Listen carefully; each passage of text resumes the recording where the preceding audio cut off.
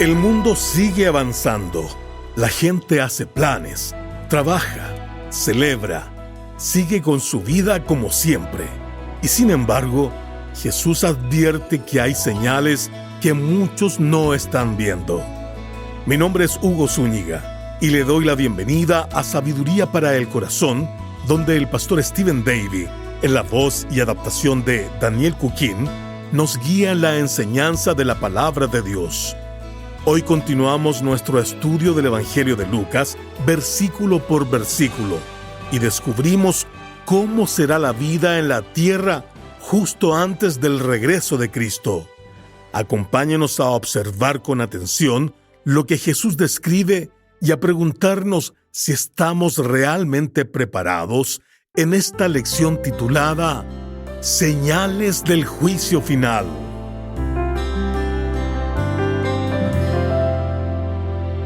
A lo largo de la historia, las personas han sentido una profunda curiosidad por el futuro y en particular por el fin del mundo. O sea, ¿qué va a pasar? ¿Cómo será? ¿Cuándo ocurrirá? Y en los días de Jesús no era diferente. Los fariseos se acercan una vez más a Jesús para hacerle unas preguntas en cuanto al fin de los tiempos, pero no lo hacen para aprender, sino que quieren ponerlo a prueba. Le hablan con un tono cargado de arrogancia, con un claro aire de superioridad. Y la respuesta de Jesús no es más ni menos que una descripción sorprendente de cómo será la vida en la tierra antes de que llegue el juicio. ¿Cómo será el mundo justo antes de su regreso para establecer su reino? ¿Cuáles son las señales de que el juicio final se aproxima? La descripción del Señor acerca de esos días se encuentra en el Evangelio de Lucas, capítulo 17, justo donde concluimos nuestra última lección. Llegamos ahora al versículo 20. Allí dice, preguntado por los fariseos, ¿cuándo había de venir el reino de Dios? Les respondió y dijo, el reino de Dios no vendrá con advertencia, ni dirán, helo aquí o helo allí, porque he aquí, el reino de Dios está entre vosotros. Los fariseos ya estaban convencidos de que Jesús no era su Mesías. La realidad es que el pueblo judío había seguido a varios falsos mesías últimamente, lo que también había endurecido su escepticismo. Ellos asumían que el Mesías lideraría una revolución, que aplastaría el imperio romano y restauraría la gloria nacional de Israel. Pero estaban equivocados, estaban completamente fuera de tiempo. De hecho, por al menos unos 2000 años.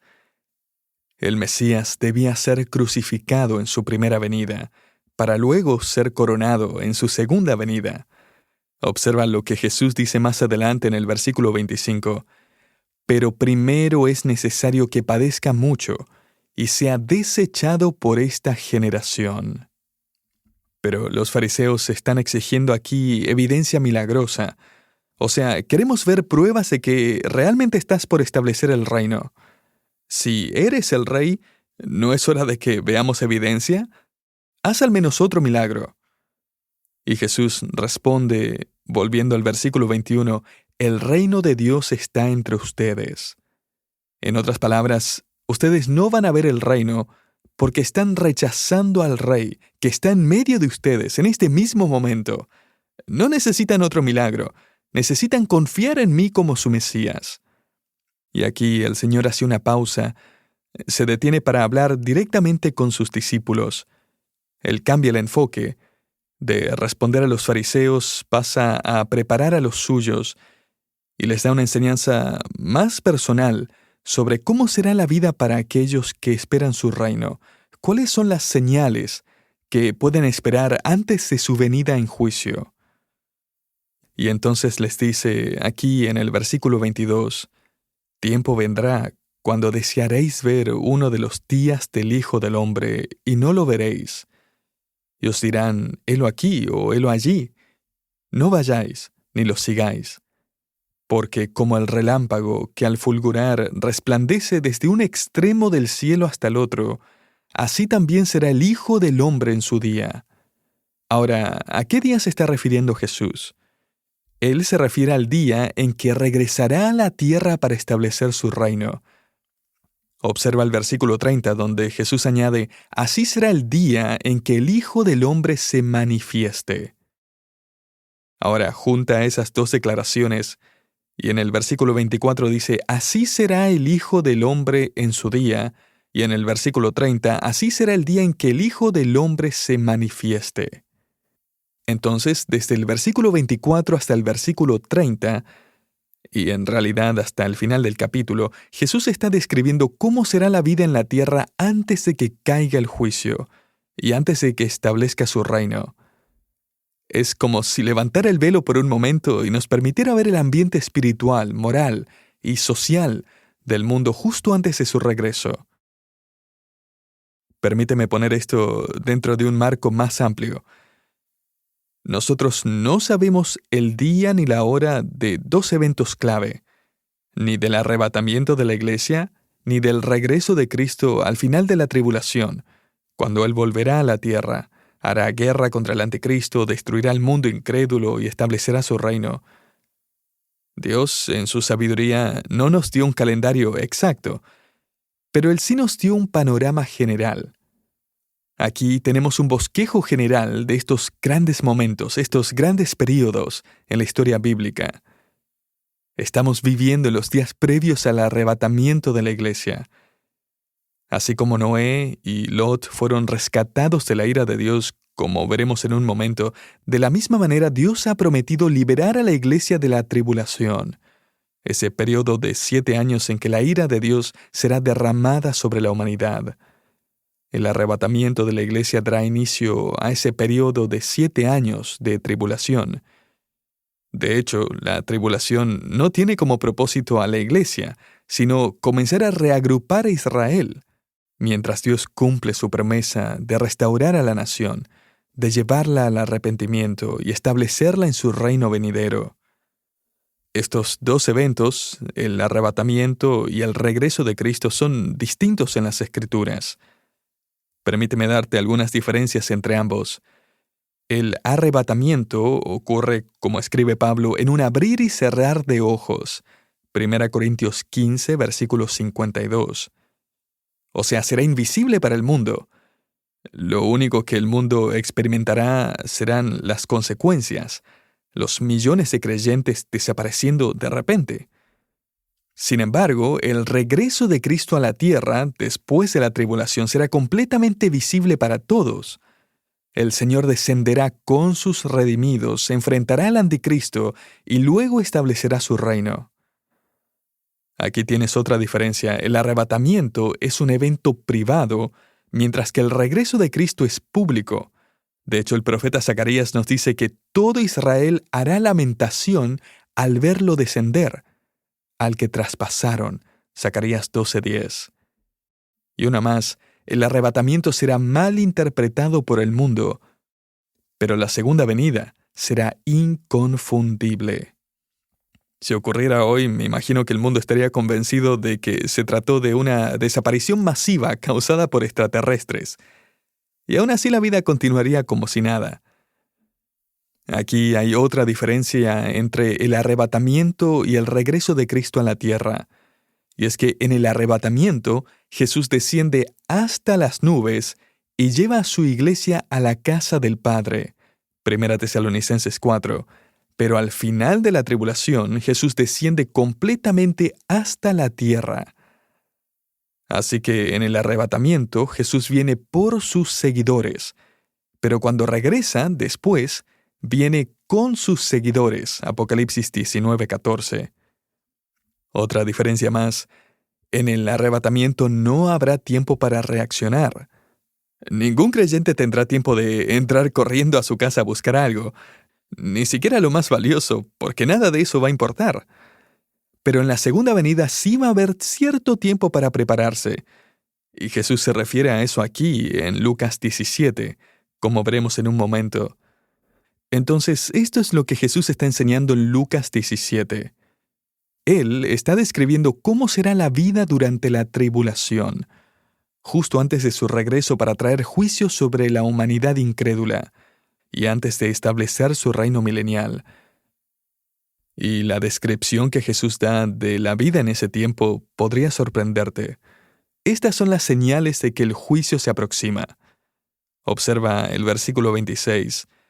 Como fue en los días de Noé, así también será en los días del Hijo del Hombre. Comían, bebían, se casaban y se daban en casamiento hasta el día en que entró Noé en el arca y vino el diluvio y los destruyó a todos. Ahora bien, nosotros sabemos más acerca de los días de Noé de lo que se menciona aquí. Al volver a Génesis capítulo 6, encontramos que la maldad se había apoderado del mundo, versículo 5.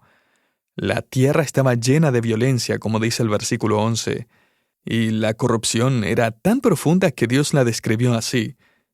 Todo designio de los pensamientos del corazón del hombre era de continuo solamente el mal.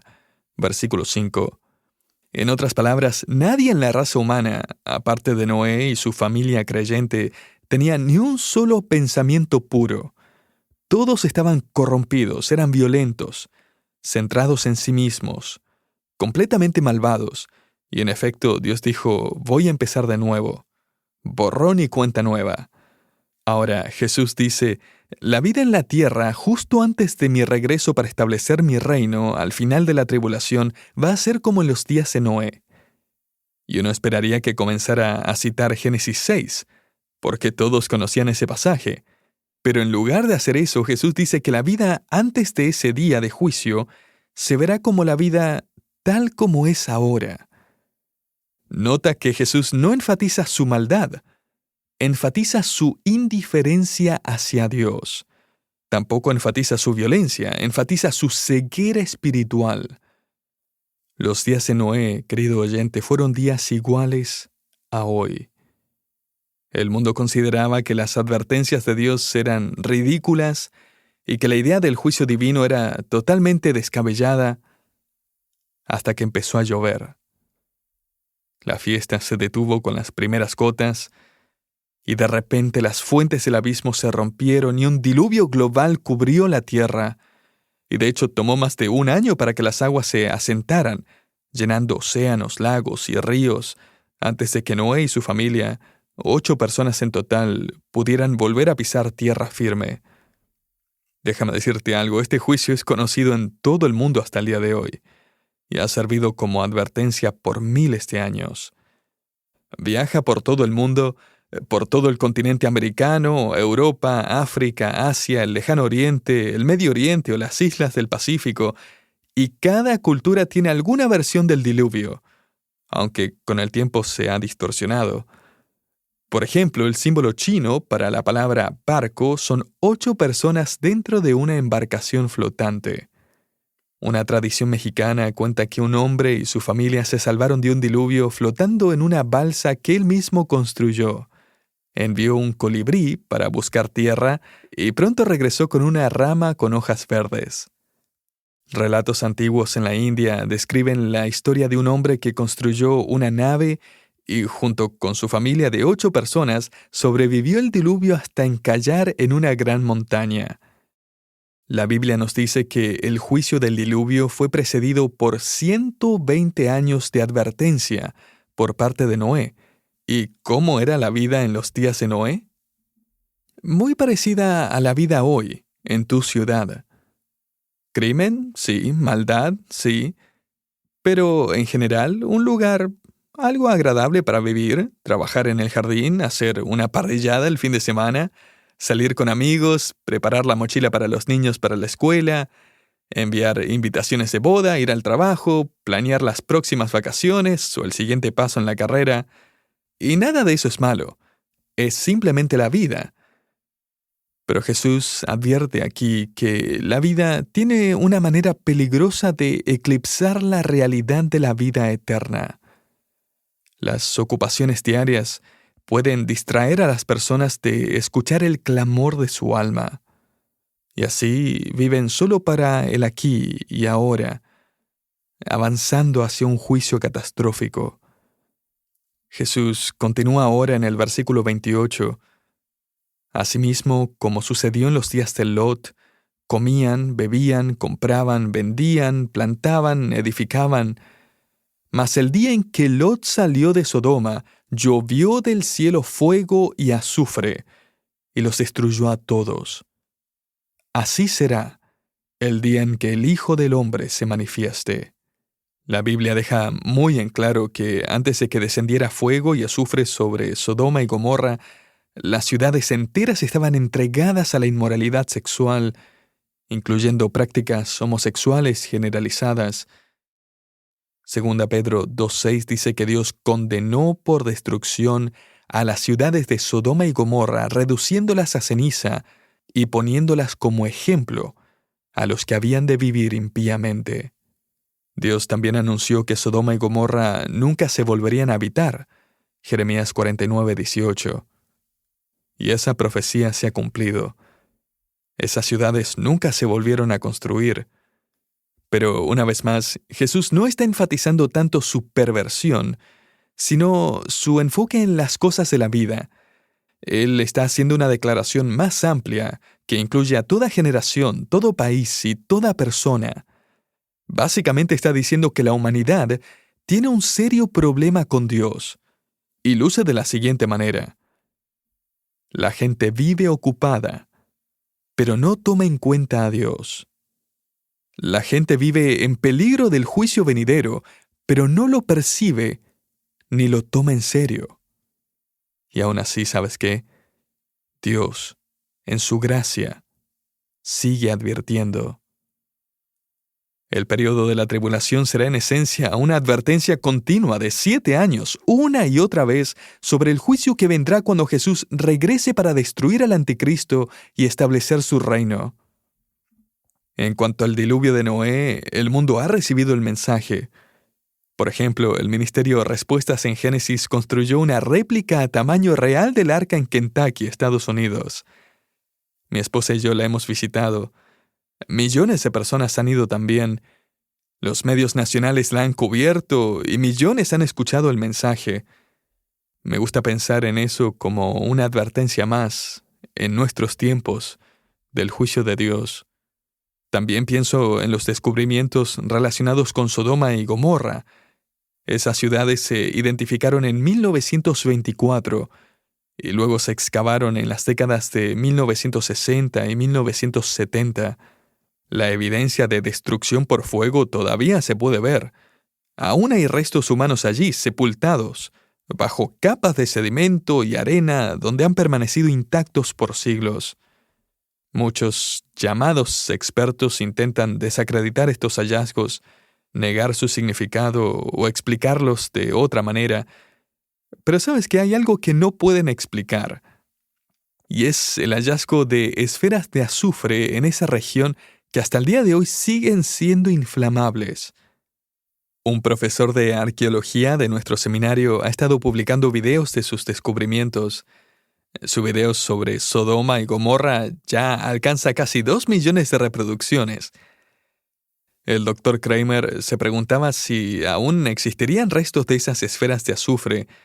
Solo había visto un par en un museo en el Medio Oriente. Conversó con un académico que le dijo que esas esferas probablemente se habrían consumido por el fuego, a menos que hubieran caído en el agua del Mar Muerto, donde se habrían conservado.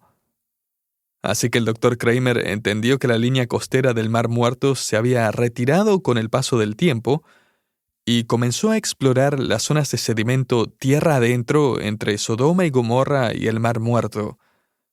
¿Y sabes qué? Encontró miles de esferas de azufre preservadas en la arena. Y no aparecen en ningún otro lugar del mundo. Y no porque alguien las haya fabricado, ni porque sean producto de algún fenómeno natural extraño, sino porque Dios mismo las produjo. Yo tengo una en mi oficina, y cada vez que la veo, me recuerda que debo advertirle a mi generación que el juicio de Dios se acerca. ¿Estás preparado para el juicio de Dios?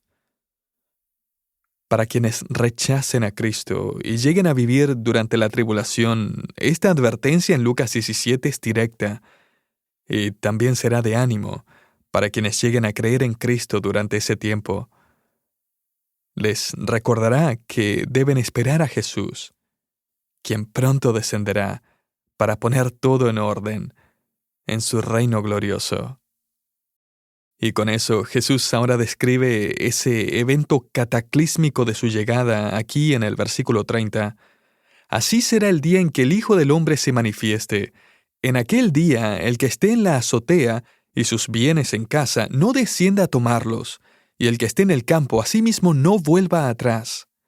Ahora recuerda, en ese momento, el descenso de Cristo será lo suficientemente visible como para que todo el mundo lo observe.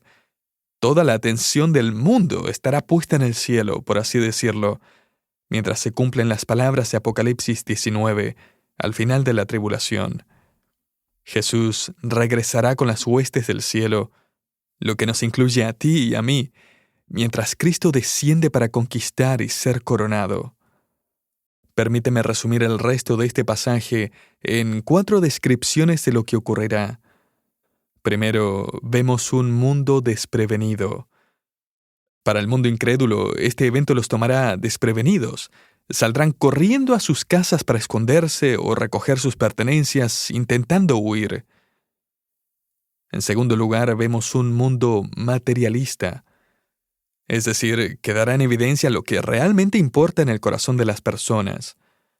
El mundo incrédulo intentará aferrarse a sus posesiones. Se ve que valoran más lo que tienen que al Salvador.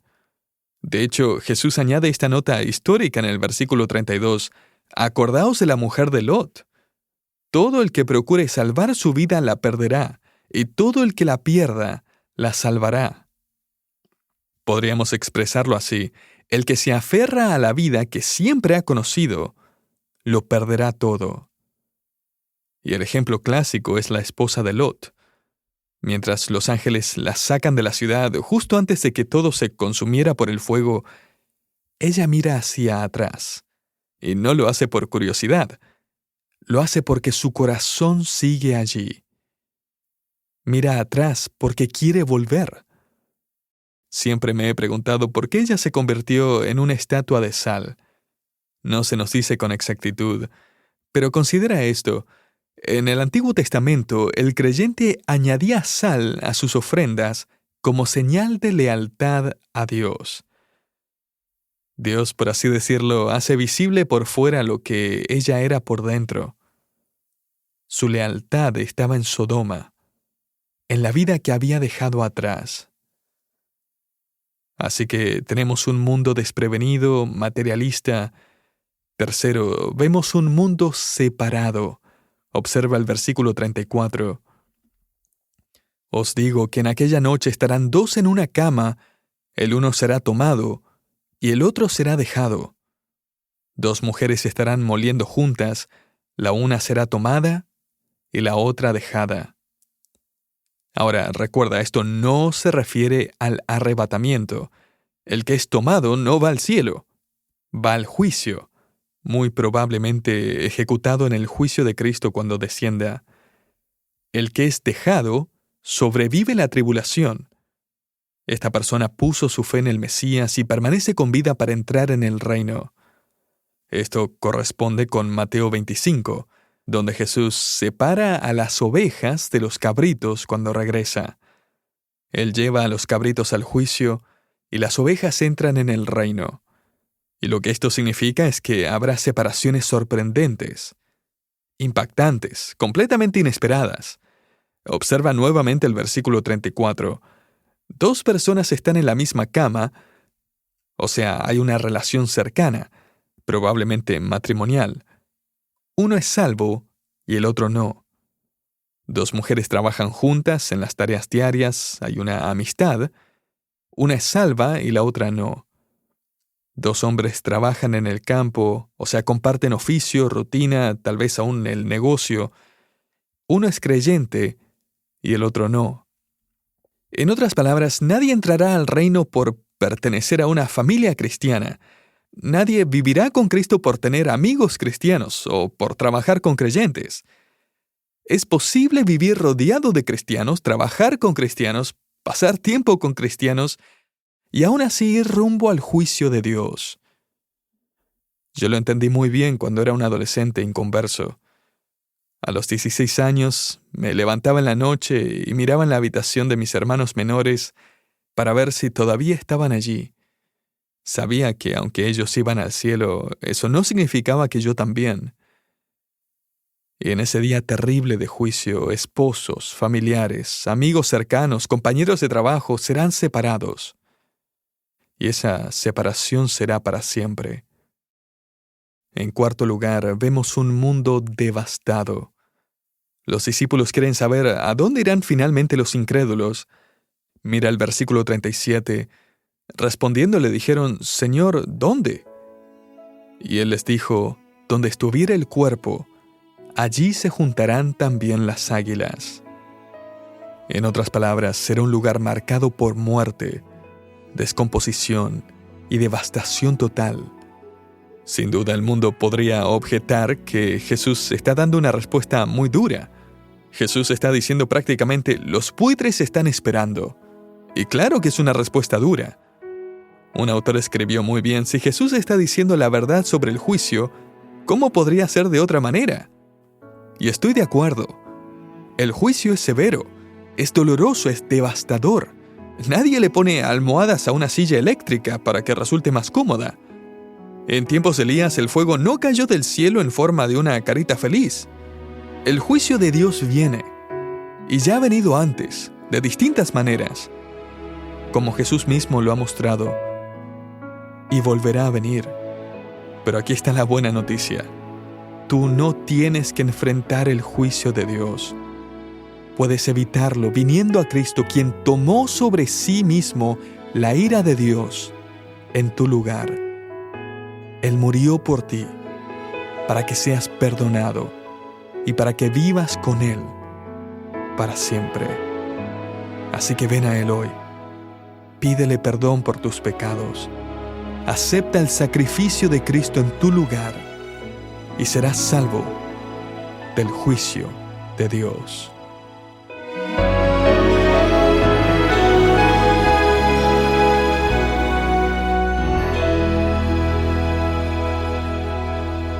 Las palabras de Jesús no solo son una advertencia, son una invitación a estar preparados para su regreso.